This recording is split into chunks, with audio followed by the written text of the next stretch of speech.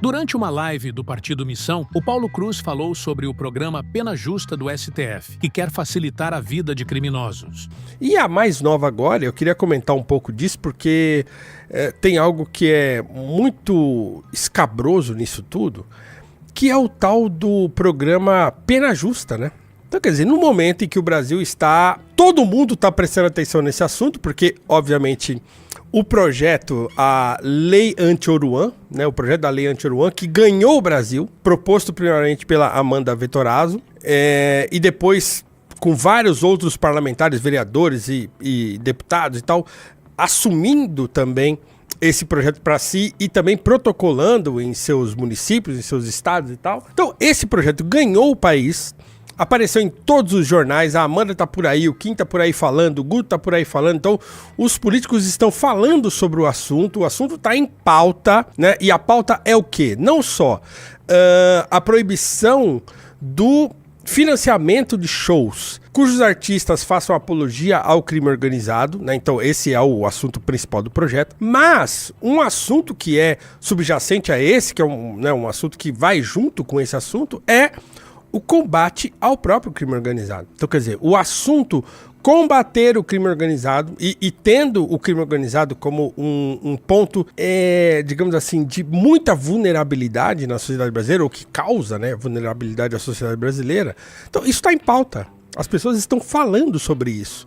E aí vem o governo, né, o STF, junto com o Conselho Nacional de Justiça, lá, se eu não estiver enganado, sim, e cria um programa chamado Pena Justa, cujo interesse principal é olhar para o preso e falar: nossa, você tá sofrendo aí, né? Nossa, meu Deus, como as cadeias estão lotadas, a comida tá ruim, né? Você tá passando bem aí? Então criaram um programa que tem trocentas iniciativas que devem ser tomadas lá até acho que 2028, um negócio assim, e que visam a tornar a vida daquele que cometeu crimes, né? E que eles chamam por um eufemismo pomposo, que é as pessoas que estão privadas de liberdade, né?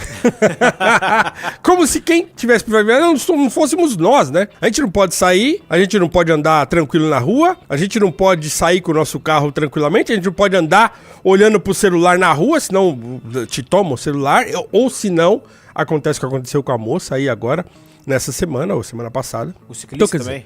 O ciclista. Então, quer dizer, como se quem estivesse privado de liberdade não fôssemos nós. Por quê? Porque esses caras estão aí soltos, assaltando, matando as pessoas, estão recebendo lá um tratamento como se eles fossem, e esse é o ponto fundamental dessa discussão, como se eles fossem eles as vítimas. Porque toda essa conversa, todo esse papo do abolicionismo penal, de você diminuir o rigor para com o criminoso, parte de um princípio fundamental na cabeça dessas pessoas, que é exatamente a ideia de que o criminoso, ele comete um crime não por escolha própria.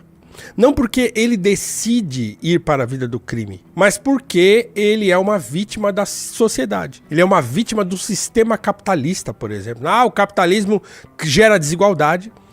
O capitalismo gera ansiedade nas pessoas que não estão inseridas nele devidamente, e essas pessoas então escolhem o crime. Agora é óbvio que isso é uma sandice, porque qualquer pessoa que olhe para a realidade, que olhe para a sua própria vida, que olhe para a vida dos seus familiares, se você é uma pessoa que é pobre, que mora em alguma periferia aí pelo Brasil e tal, você sabe que isso não é verdade. Você deve conhecer alguma pessoa que um dia escolheu ir para a vida do crime, simplesmente porque ela quis, não porque ela era pobre, não porque ela não tinha o que comer, não porque ela quis, porque ela achou que era mais fácil ela ir para a vida do crime do que ela ir trabalhar. Então, muitas pessoas fazem escolhas como essa na vida. Outras tantas, obviamente, são aliciadas pelo crime organizado fora das cadeias, porque também uma outra loucura que o projeto diz que visa combater é o domínio do crime organizado nas prisões.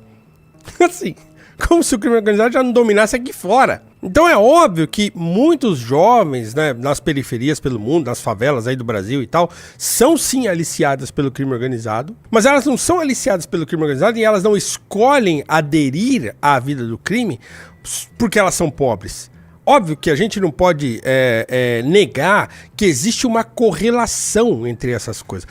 correlação é diferente de causalidade. Se você digitar agora aí no seu Google, né, quais as principais causas da grande criminalidade no Brasil, né, ou do grande número de assassinatos do Brasil, você vai ver qual que é a primeira coisa que aparece. Vai lá, o Riso vai colocar aí pra vocês verem na tela. Ó lá, fatores, põe na tela aí, Riso. Uma resposta do Google lá, né? Ó, fatores socioeconômicos, conjunturais e estruturais, fraqueza e descrédito das instituições e a carência do Estado para administrar a repressão e propiciar a prevenção. Então, a desigualdade social, por exemplo, entra para essas pessoas, sobretudo para os governantes, como um dos principais, se não o principal fator do Brasil ser um país tão violento. Eles colocam a desigualdade como um das principais causas. E não é, definitivamente não é, e não é preciso ser um gênio, como eu falava, para você saber que não é isso. Que, claro, existe uma correlação entre desigualdade e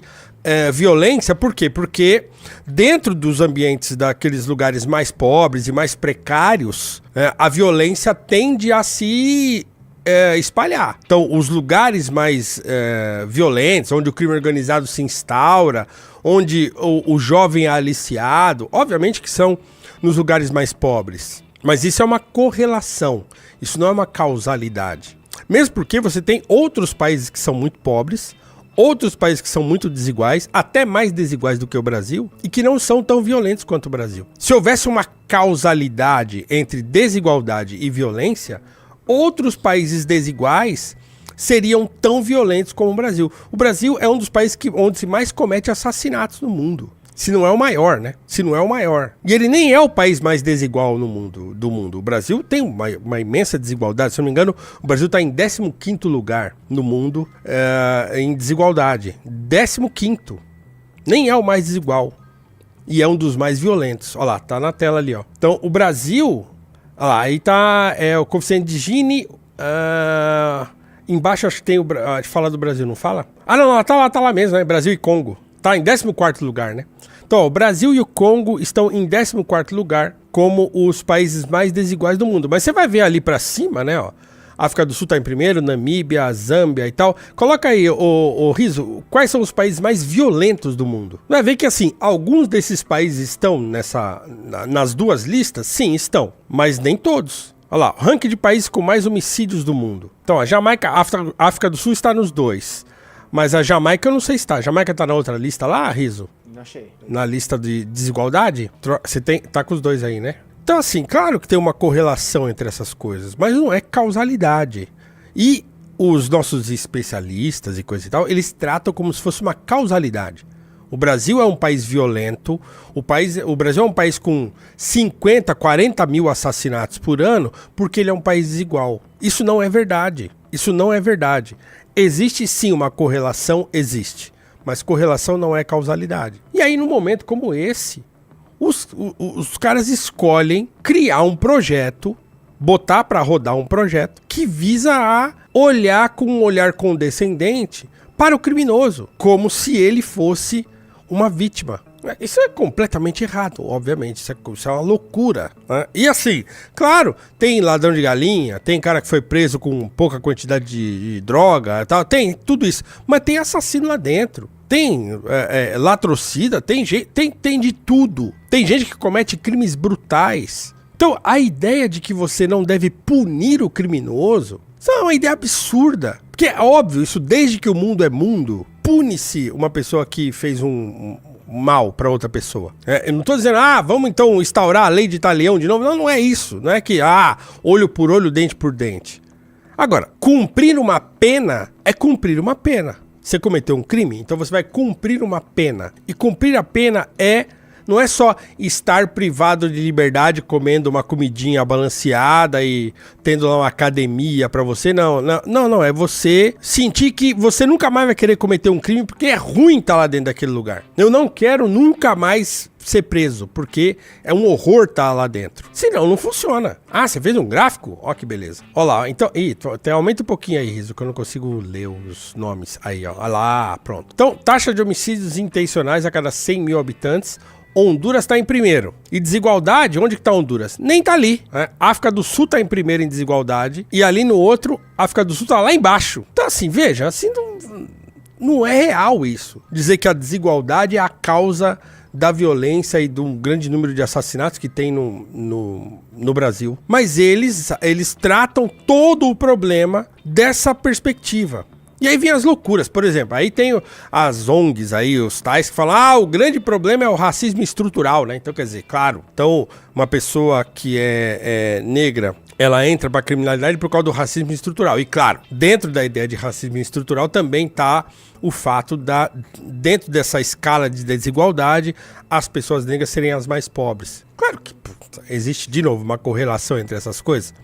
Mas uma coisa não é causa da outra. Então assim, vê um governo que já tá capengando, que não dá conta de nada, de absolutamente nada. Não dá conta da economia, não dá conta da segurança, não dá conta mesmo da política, do diálogo político, não dá conta de infraestrutura, não dá conta de nada. Um governo que não dá conta de nada, que a única coisa que faz é tentar arrancar dinheiro da gente, agora me solta um programa como esse, que tem, dentre outras coisas, da proposta, cota para que presos possam trabalhar em empresas que têm contrato com o serviço público. É uma loucura. É uma loucura. Então é por isso que, assim, passou da hora de pessoas que estão fora dessa mentalidade começarem a entrar lá dentro daquele lugar do Congresso Nacional e começarem a gritar que isso está errado. Essa mentalidade precisa mudar. A mentalidade da nossa elite política brasileira precisa mudar. Da nossa elite intelectual precisa mudar. Precisa mudar. Tem que mudar. E não é à toa que eu tô aqui sentado diante de vocês que estão nos assistindo, fazendo uma live da missão, com o microfone da missão, com a bandeira da missão aqui na mesa e com o livro amarelo na minha mão. Os 3 primeiros fascículos, né? Então, quer dizer, isso aqui tem que aparecer e a discussão tem que mudar. E o livro amarelo é um jeito de fazer essa discussão mudar. A gente precisa disso. O Brasil precisa disso. O nosso futuro, o futuro dos nossos filhos, o futuro das pessoas que ainda vão viver muito nesse país aqui, precisa ser discutido em outras bases que não essas que estão aí. Que não essa lógica